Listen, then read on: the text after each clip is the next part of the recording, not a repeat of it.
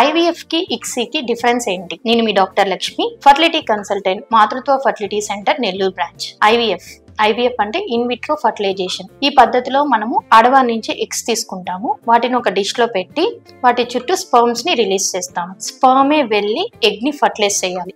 Fertilisation అనేది natural గా జరుగుతుంది. ఇది ఎప్పుడు ఇండికేట్ చేస్తామంటే స్పర్మ్ కౌంట్ క్వాలిటీ బాగున్నప్పుడు, ఫిమేల్ ఇన్ఫర్టిలిటీ ఫ్యాక్టర్ ఉన్నప్పుడు, అంటే ట్యూబ్స్ బ్లాక్ అవ్వడం, ఎండోమెట్రియోసిస్ ఉండడం, ఇటువంటి కండిషన్స్ లో, మైల్డ్ మేల్ ఇన్ఫర్టిలిటీ ఉన్న కండిషన్స్ లో మనము ఐవీఎఫ్ ని ప్రిఫర్ చేస్తాం.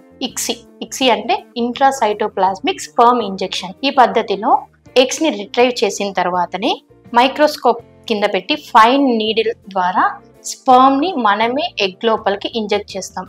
ఫర్టిలైజేషన్ అనేది న్యాచురల్ గా జరగదు, మనమే ఎగ్ లోపలికి స్పర్మ్ ని ఇంట్రడ్యూస్ చేస్తాం. సో అక్కడ ఫర్టిలైజేషన్ అనేది మాన్యువల్ గా జరుగుతూ ఉంటుంది అనమాట.